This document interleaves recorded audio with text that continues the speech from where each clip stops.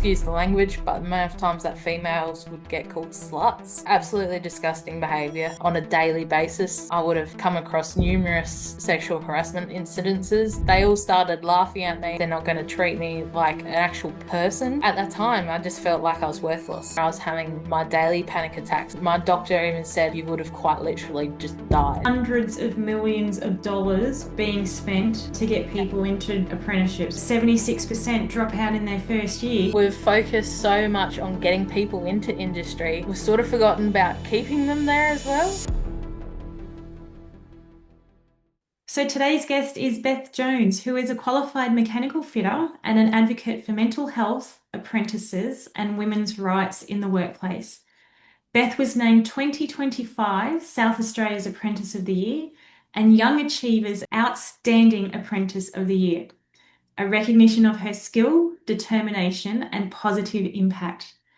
Today, as a project officer with the AMWU, Beth uses her lived experience to champion workplace culture change, mental well-being, and inclusion for apprentices and tradespeople all across Australia. To start with, Beth, is tell us a little bit about who you are, where you grew up, and what drew you to starting an apprenticeship to be a mechanical fitter.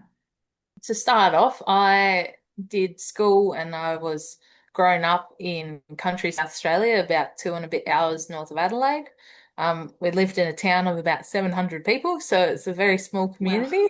I did most of my schooling at the local community school there, and pretty much ever since I can remember, I've always been into like mechanical things or engineering type things. I tried to get into university, but couldn't because of my ATAR, which was a shame. But that was a stepping stone into how I ended up in my apprenticeship. And yeah, studied mechanics, a Cert 2 in automotive servicing at TAFE. And yeah, through that, it just stumbled on employers that were willing to hire me because I was a woman, because that was a challenge Yeah. I found. And yeah, started my apprenticeship in 2020. Wow, So, amazing. So, when you started your apprenticeship, what were your hopes and dreams for moving into that? so Mm. I saw an opportunity working on this mine site, and I knew that when I saw this opportunity for an apprenticeship there, I'm like, yes, I need to apply for that. I really want to work there.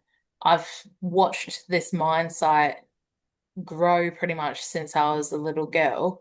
What I thought at the time was car related things, but not many people know what a mechanical fitter is until No.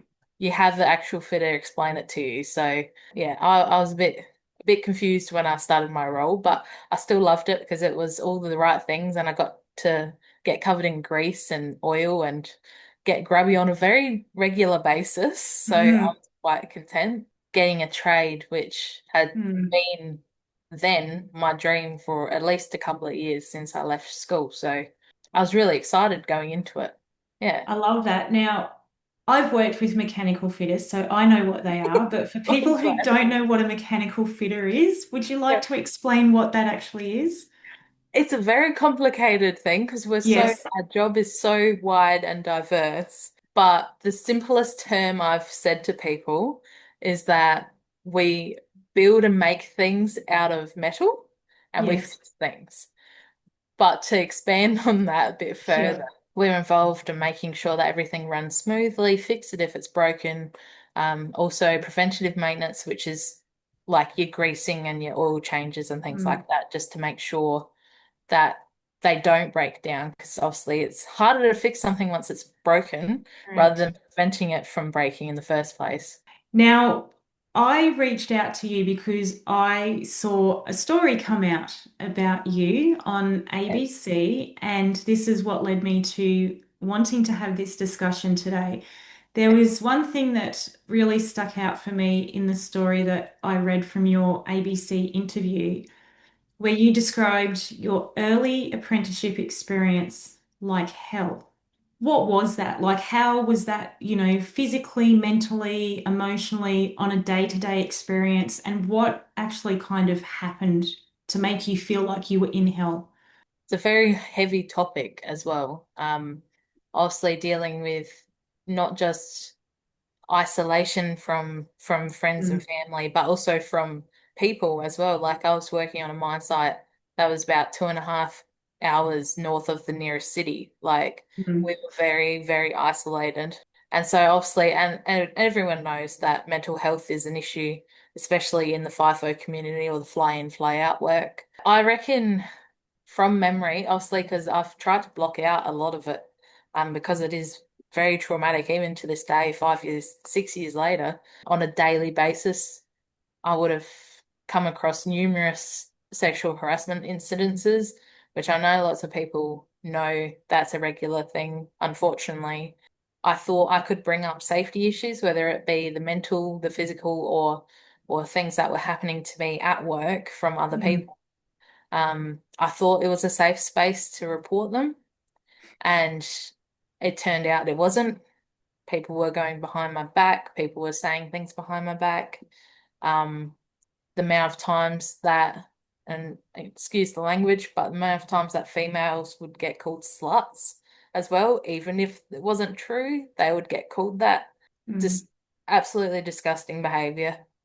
Yeah. And look, I totally understand because I'm ex-FIFO as well. I've been in remote environments. So I know like the isolation and, just all of that's the mental health that goes with it. And being a woman in that environment is just intense in its own way as well, Yeah, because it's yeah, another layer that no one understands until you've actually done it yeah, at all and what it actually feels like. And to walk into a dining hall at night and it's a room full of men, and then you walk in as the female and you can feel this shift of energy as you walk in, and then you're kind of trying to find, a table that you can sit at where you're not going to be bothered or have people come up and annoy you and things like yeah. that as well. So this was on a mine site.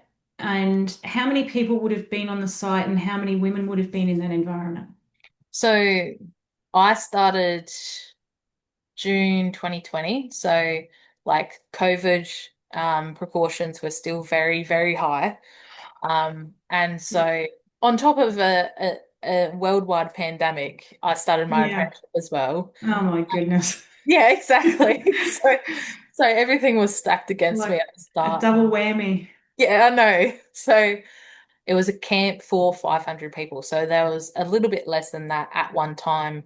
On a swing to swing basis, there would have been at most 10 women staying in the camp. And Wow. even I think half of that would have been actually working on the mine site, and the other half would have been camp facilitators or Facilities. Yeah. cleaners or something like that. So not So many of, that's 2%. yeah, yeah, yeah, for 2% of the workforce is females and 1% is actually only on site. exactly. Yeah. And I was one of four apprentices that started there, and I was the only female apprentice.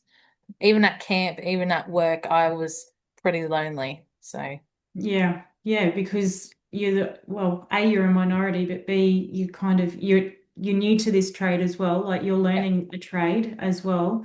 yeah, And then you're in a remote location. Like it's basically every psychosocial hazard you could think of, really. exactly. Yes. Yeah. Oh my goodness. Now, I know with your ABC interview, you touched on about how you experienced hazing, and then you mentioned as well about the harassment on site. Would you be comfortable in sharing what did that actually look like?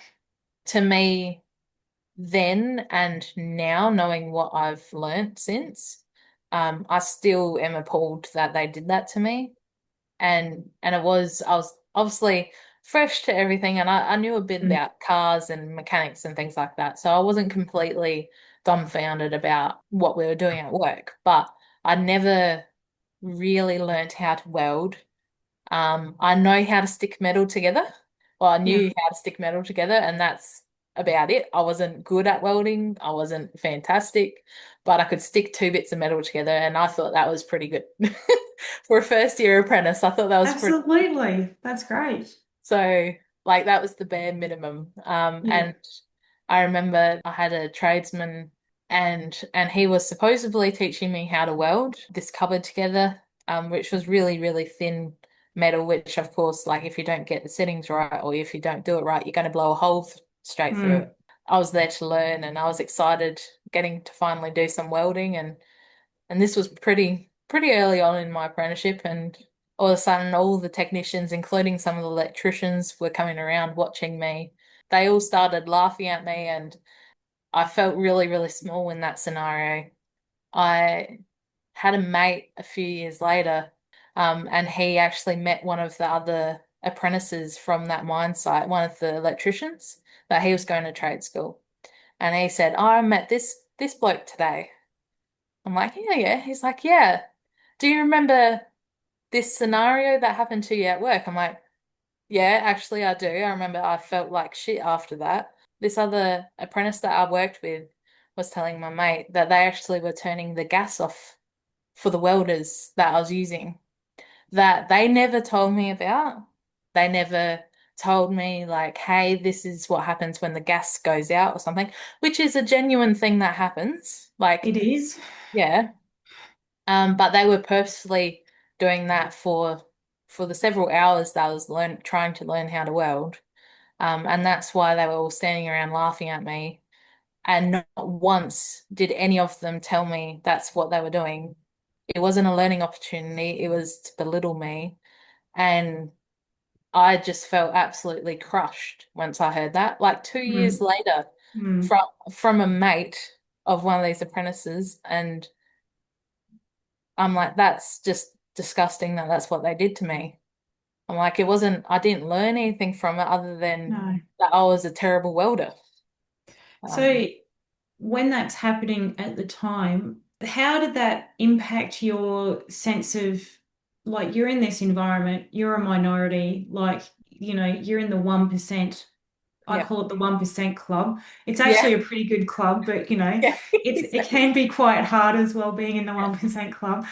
yeah, But, when you're in that environment, your first year, there's COVID, you're working away, all of this stuff, you're practicing to learn how to weld. No one's actually really teaching you or showing you.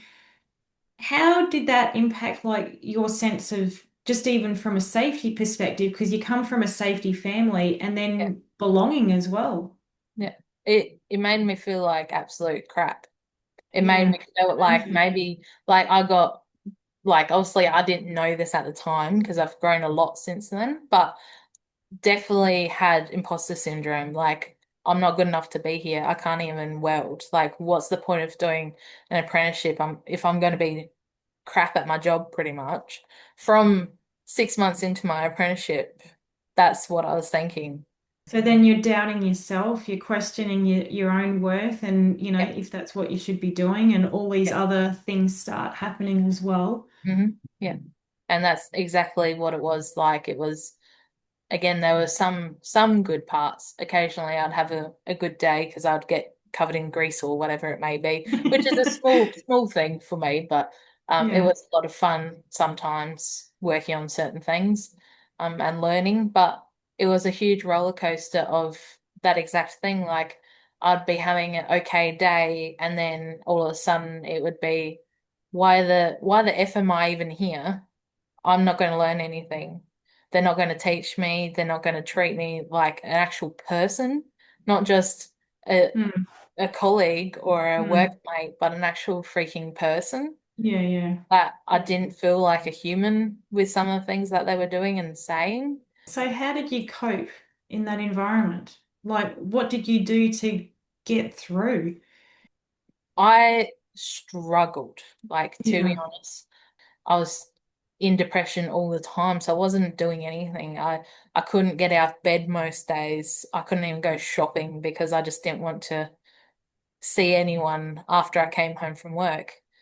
At that time, I just felt like I was worthless. And so I just existed pretty much for the 6 days I was home, did my washing and got ready for the next swing at work and go back to work and do it all again. So, I'm so sorry that was your experience, and mm, it's heartbreaking to hear that, because when you think about like the stats with apprentices, right? And it's like 76% drop out their first year and yeah, only about 50% complete. And this is across the board, male and female. yeah, And from your experience and what you've been through, and then of course the mental health issues, and then your age bracket, like the 18 to 24, is also Yeah. the age bracket that has high suicide rates as well. Yeah. Yeah. So when you think about your experience, like that kind of makes sense about what apprentices are actually dealing with as well. And not to get even worse in the conversation, but that is exactly where my head ended up. I was that far down that slope that I thought there was no return from it. And I ended up having to take, I think it was over a month, on stress leave, I'm going to call it, because I got to a point where I was having my daily panic attacks at work and everything else. And my doctor even said, like, if you hadn't of stopped yourself from having that panic attack, which was like the breaking point at work. It Mm, said if you hadn't have stopped yourself, you would have quite literally just died because I was that full of emotion and I had nowhere to go. No one was helping me. I just felt like there was no end to this feeling. I was isolated in more ways than one. I was physically isolated and mentally isolated from people as well, and I didn't have mm, the support. That was my emotion for pretty much the entire year of 2021 was that feeling. But I was just determined to finish my trade. I just put up with how I was feeling pretty much for over a year. Um, I don't know how I did it. yeah.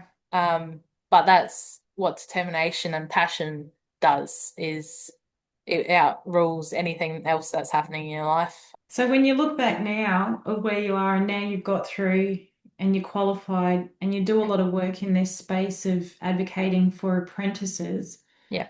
what is it that you could help share that might make a difference for another apprentice as well? Like from what you learnt, yes, there's resilience, yes, there's the passion, but there's something even like for me, I actually go, there's something even deeper than that. It's Yeah. like a determination and a bit of, Oh, yes. I'd probably say a bit of stubbornness as well. Like, I'm not going to let them get to me. Like they are Yeah. getting to me, but I'm not going to let them win, sort of thing. Yeah. What could actually help them when they're in those moments where they're feeling similar, where they're feeling like they're worthless or they're questioning why am I doing it, or, they may not be having some great thoughts. Yeah. If I could give myself advice back then, just know that you are not the only person going through that similar scenario. You need to reach out for help. You need to find whether it be a friend or a family member, or if you've got a good tradesman that you can have a yarn to, or whoever it may be, just Joe Blogs at the pub, forever it shall be, and just have a yarn with them, talk to them, problem solve, like go through Mm, it. And even if they're not a trained counselor, just opening up and saying, mm, hey, I'm really doing quite shit at the moment. mm, I just need someone to have a yarn to, um, have a chat, talk about what's going through. And if you do get the courage and do have the capacity to talk to these specific counselors that are trained to do counseling, obviously, do it. There's so many available these days. There's mm, TX who you can text during the day. You don't have to ring them.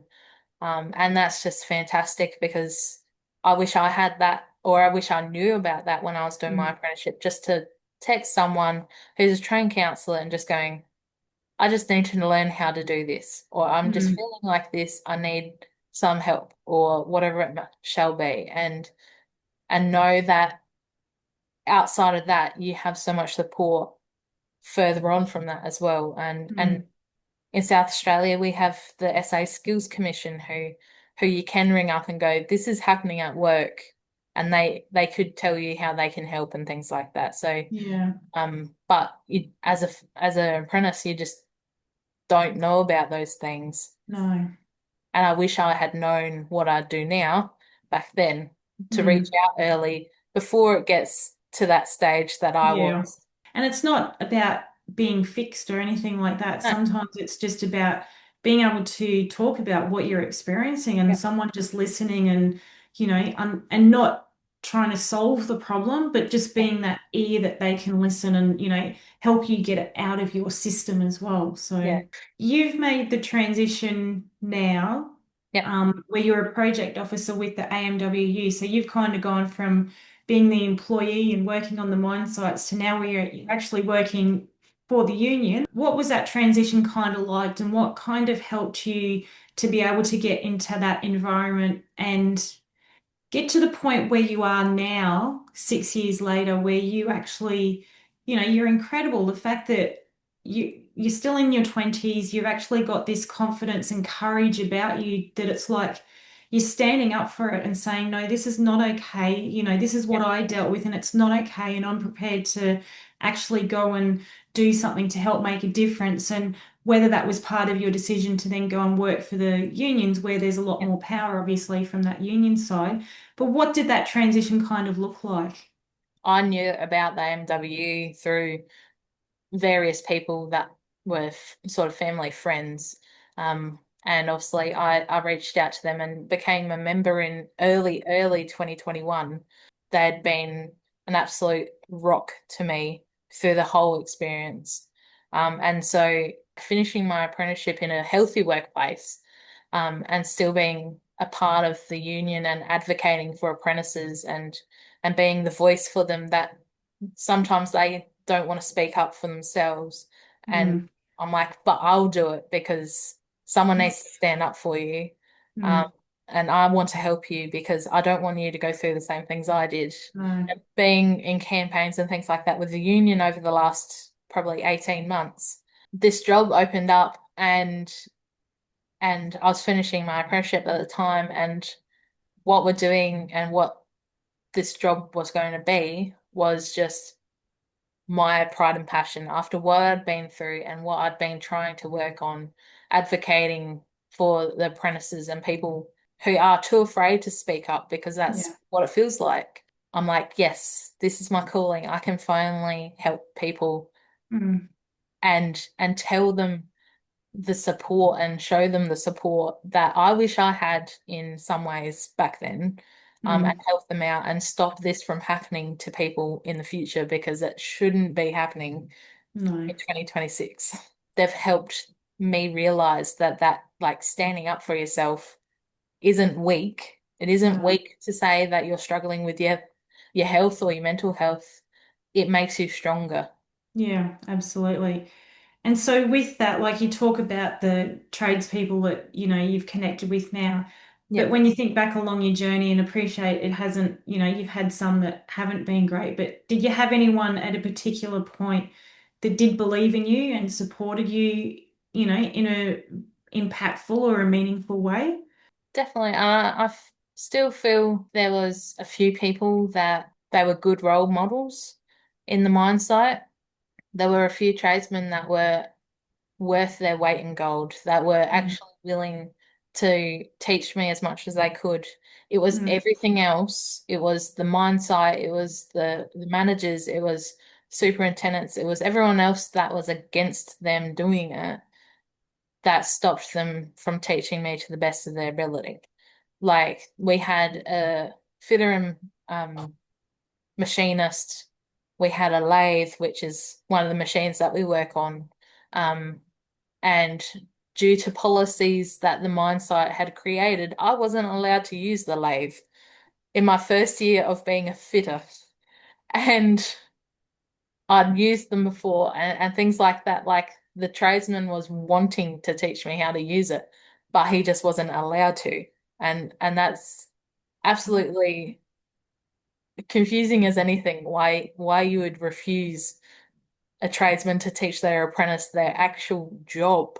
Like, if you start talking to me about stuff about cars or gearboxes or anything like that, I'll just sit there listening to just you for give it to hours. me. Exactly. I just want Yeah. all your knowledge. And one of the tradesmen, I think he was like 67 when I was up there. And so he'd been everywhere. He'd worked on so many places around the world and just listening to the stories that he would tell me about what he worked on and places he's worked where you can't work these Yeah. days. It was so sad that the workplace was against him teaching me all these things, all of the incredible knowledge that he had in his head. He couldn't pass on to me, his apprentice. And it just makes no sense.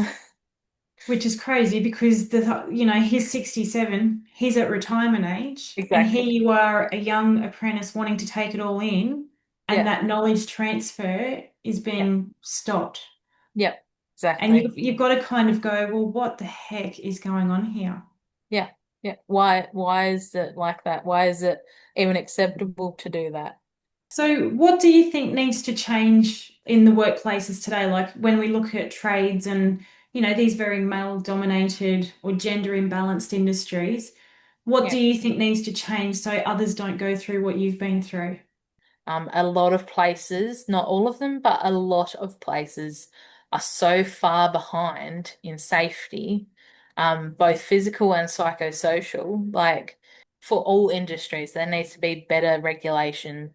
I feel like anyway, there needs to be stricter penalties on breaking the law Mm, because I feel like from my case, like people stopping my tradesmen from teaching me certain things, mm, like that shouldn't be acceptable at all. no, And the things that had happened to me in the mine site these days, there's laws against them, like your positive duty laws and your psychosocial laws. Is a literal law made for stopping that from happening. I feel like the regional people and the isolated places and communities and work sites are sometimes getting away with things that they shouldn't. And those people, those apprentices especially, need the most support because they mm, don't have the ready access to everything like what metro people would. They no, they can't just hop down to see a psychiatrist if they wanted to. They can't just no. hop down the shop or go to the pub for a quick drink after work. So with that, like you touched on a couple of things there. So Yeah, the regulation, so that would be like work safe or safe work, yeah, whichever, each state's different how they call it, but the yeah. regulator Yes, yeah, actually getting out and regulating these places and appreciate like a mine site, as you said, like it's not as easy to just get onto a mine site, but when yeah, you're a regulator, you're actually there to, inspect and enforce the law. So you should have yeah, access rights anyway. yeah, But being out there, holding people accountable, part of it as well from that accountability perspective, the greater penalties, like you touched on, yeah. because there's not greater penalties, No, people knowing about how they can report it in a yeah, safe way. And, yeah, you touched on that you didn't get the support from your people internally and from safety or anything mm, like that. yeah, My head goes to that immediately that there needs to be like an independent authority that mm, people can report to. And when I know New South Wales has got it with yeah, the regulator there that they've actually got Speak Up that you can yeah, report straight to the regulator.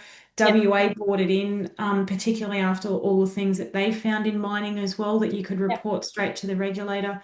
yeah, But maybe things like that as well is something that needs to be considered where people know what their rights are. They know they can report. The reporting is handled safely to exactly. prevent retribution back to Yeah, them. And these companies are being held accountable, but they're mhm, being investigated as well. Like it's not just like something happens and there's no further consequence for them. Like there needs to yeah, be my view is there needs to be some penalties to hold them accountable because it's harming our people. I mean, yeah, just even with what you've touched on about, what you've experienced and you're one apprentice, and here's this national campaign yeah, to get more people into this industry. yeah, And if you're one apprentice and this is what you've dealt with, but then the stats actually show that 76% drop out in their first year, well, what have all of them dealt with as well? And that's the question. So you can't I keep saying you can't throw people into the lion's den no, because they're going to get eaten alive. You need to actually create the environment that they can step into it and they're safe. yeah, yeah. And that is exactly what I love to say is actually happening now. And that's like I touched on earlier about South Australian Skills Commission, like they are the regulator for apprentices and trainees, and they have done an amazing job over the last couple of years holding those companies accountable. Like they've got a list of companies that are banned from having trainees and apprentices because of the way they've treated them. And that is the sort of Wow. stepping stone that more people should be taking is we Mm. don't put up with this. Like, obviously, I'm speaking in the context of apprentices and trainees because that's Yes. my experience. But the first step we should be taking is it's not acceptable. We will not accept you doing the wrong thing, mistreating Yeah. these poor Yeah. people Yeah. um, of also all ages, like a minimum age of apprenticeship in Australia is 15 or thereabout. And you've got some apprentices that are 45. Like it's not like every apprentice is a 15-year-old in school. They are adult apprentices. There are Mm. people of all backgrounds, all religions, all genders, everything. It should just not be tolerable. Doesn't matter who they are. No, that's exactly Um, right. and that's great to see that that's happening and that's what we're trying to do with our project is to teach these people and teach like the workers on the shop floor bystanding training as well. Like there were Mm. people if in my scenario there were people that were knowing what was happening and they never said Didn't anything. say anything. There Mm. were the other apprentices that didn't want to say anything. Yeah. That's bystanding. And there's many, many more examples of what it is, but just simple training like that and going, if you see it, you call it out, you stop it. Even if Yeah. it's hey, it's not acceptable. You should not be accepting that's happening. Yeah. Call it out, stop it from happening. Doesn't matter who it is. I still go, it's 2026 and we're still, working out how to be good humans. Like it Yeah, just no. blows my mind. It should have been happening years and Oh years and my years ago. gosh. I Yeah. know. I know. But So with that, like obviously the project that you're working on with the AMWU and you're helping to push for a national strategy on hazing and stuff as well to be able to help apprentices. yeah. So what progress have you seen and what do you think is still needed? Well, so I look after Tasmania, South Australia, and WA at the time, and that is a lot of country to cover. We've seen a lot of the larger companies have policies and procedures and this training in place, but sometimes that might not get filtered down to the people on the shop floor, like Mm-hmm. apprentices level. And so it sort of stops at management, and Mm. all these people above have had all this training of this is what to do, this is how to be trauma informed. But the supervisors on the shop floor, the TICs, No. the apprentices don't get the same training as what management do. Quite a lot of companies that recognize that that is an issue and are actively trying to fix it are investing in money to stop this from happening, to training all workers, not just management or HR. It's everyone from the shop Mm. floor up. They'll have consequences in place if something were to go wrong, or have a safe space for people to report, like anonymous reporting. But yeah, there's still a few companies that are just not there yet. They're just not, Yeah. they don't recognize that it's an issue.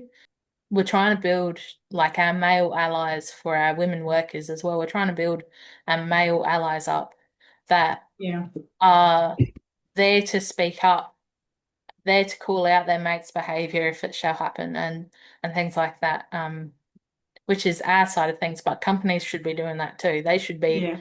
creating a safe space for particularly these women, but also these apprentices, um, Correct. where they feel safe to speak up about things and that they feel like they're not going to get repercussions put back on them Yeah. because they may be talking to HR or something like that. They may feel threatened by that. But Well, create, it's their responsibility, like under yeah, the legislation as well in the Workplace Health yeah, and Safety Act. It is yeah, their exactly. responsibility. So Exactly. But I can tell you what, as a first year, second year apprentice, I didn't feel like talking to HR about the issues that were happening no, on the shop floor. yeah. I wasn't going to tell them about the person that was sexually harassing me. Like, I didn't want to talk to them about that because I just didn't feel comfortable. And why was Especially, that? um, just because the way I felt, and this is after I had spoken to management about certain things that were happening. Nothing changed. It Mm, kept happening. There were plans around like maybe changing my swing so I wouldn't have to be on the same swing as this person that was the main perpetrator. That never happened. Management told me that they brought it higher up, but from what I could see and from the way I was feeling, nothing was brought up. So So it was a situation you raise the issues and really they don't address no, the culprit. It's mm, like, well, what can we do to just separate the problem? But yep, then nothing actually happens anyway. yeah.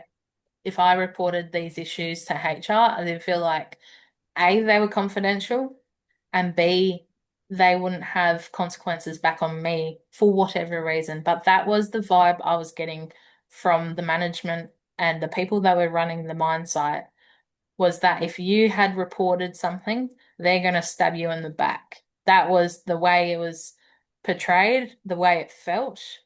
And they confirmed my suspicions later on, which again, I didn't feel safe to, but at the end of it all, I had no choice but to, because I was so desperate for help. I was so Mm, desperate for things to change so I could continue my work that I had to go to HR. They stabbed me in the back, and they went behind the union's back as well, and everything else, and that just really lowered my trust yeah. in that level. And that's why I am a true advocate for places like TX and Lifeline and these other companies, that people like how I felt, people that feel that way in their current workplace, which is incredibly sad to think, but like you said, that it's still happening. Um, but I just want them to know that there is a safe space out there. There are people that you can trust. They're complete strangers that you can trust. And So that's just, if you yeah, you think about like young people now, like you think about where you were 6 years ago, June 2020, stepping into this environment. yeah, For young people now, because there's obviously a yeah, huge push with hundreds, and I mean hundreds of millions of dollars being spent to get yeah, people into apprenticeships, right? yeah, But for young people, especially women, yeah. and they're thinking about entering trades. And I'm going to stick with the young people for a reason, because, like you touched on, you've got people from 15 to 45, but people who are 45 have got a bit of lived experience behind them, and they generally, don't cop shit normally.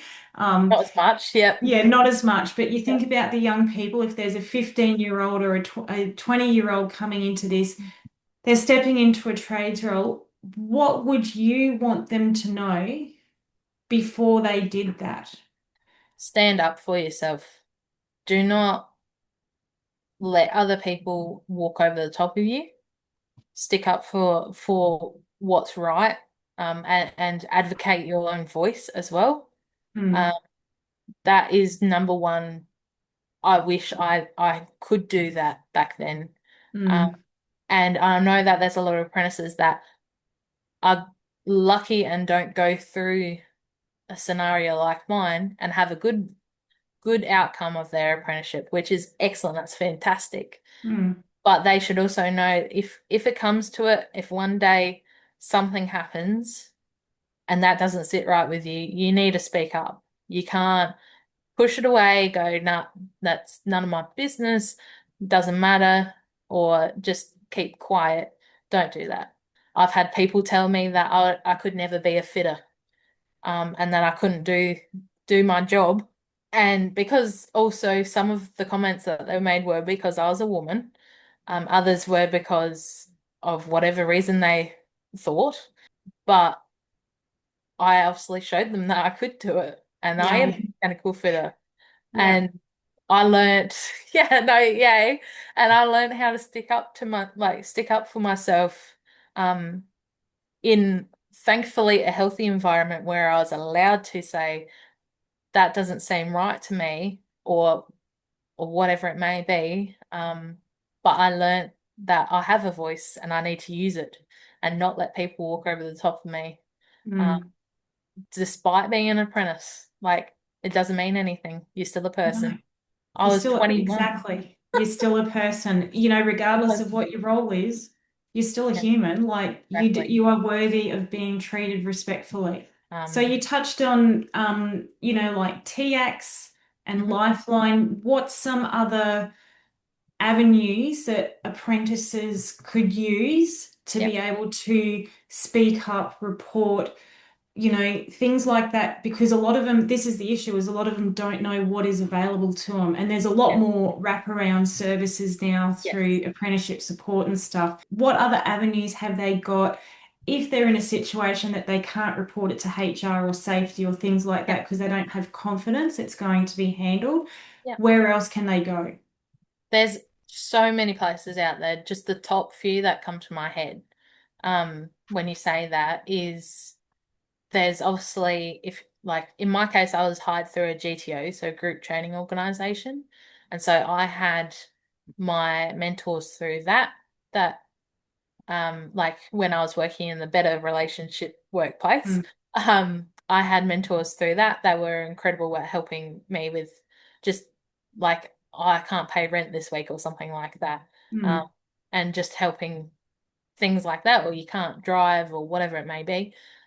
That's the first level I say is if you got someone like that or a contact that you can trust and that you feel comfortable talking to about different issues, go to them. If not, if you need more help or if you're getting, if you're afraid of your safety or anything like that, or there's real like larger issues happening at work, don't feel afraid to call Fair Work, the Fair Work Commission.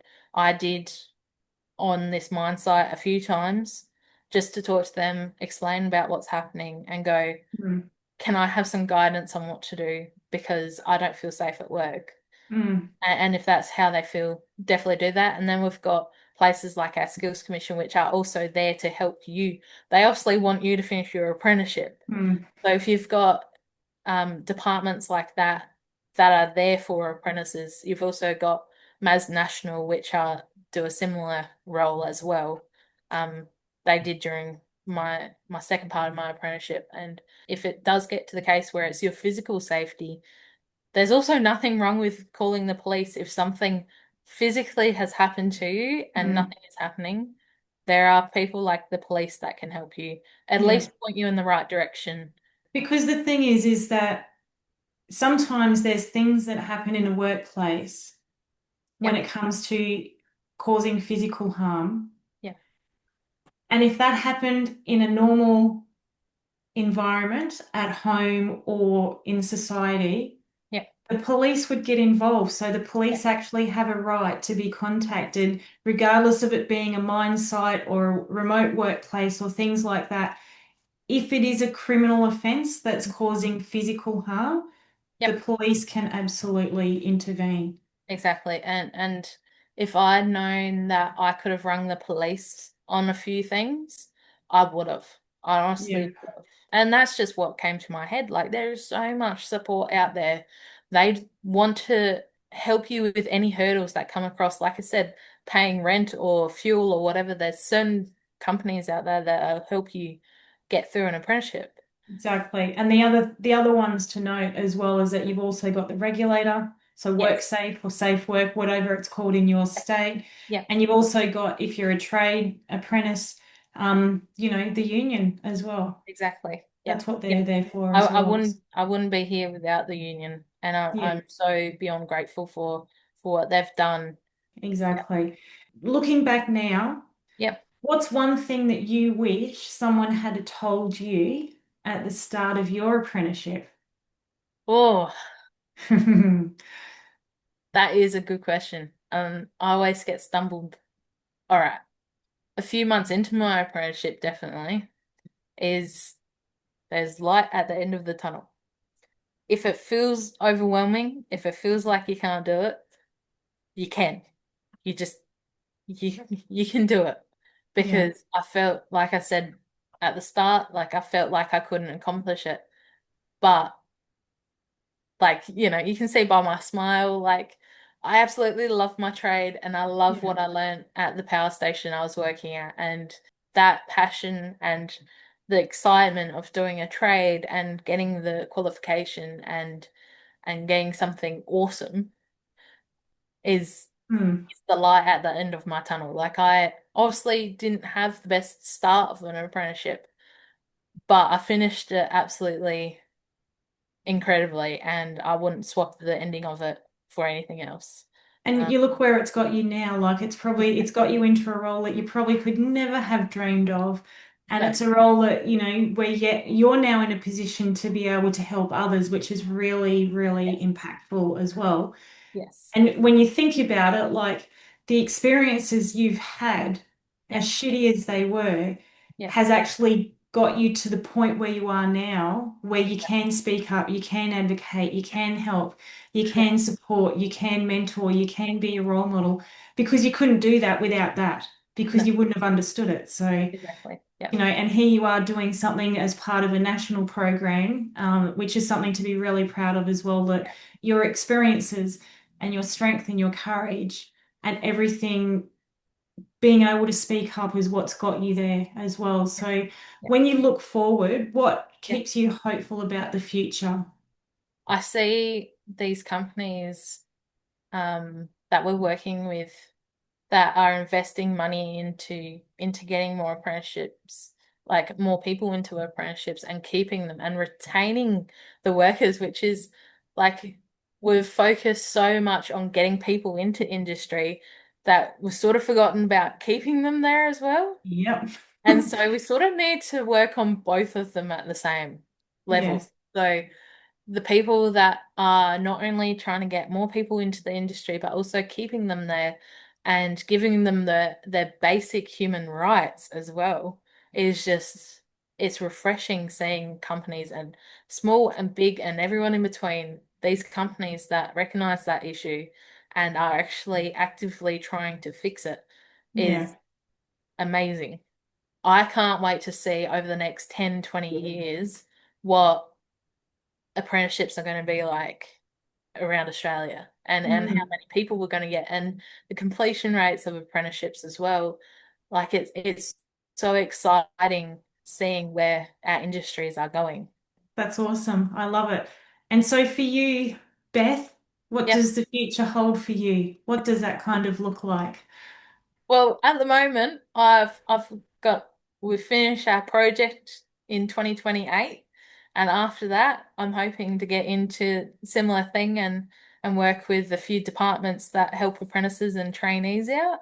Okay, great. And I can tell you one thing, I'll never stop advocating for apprentices.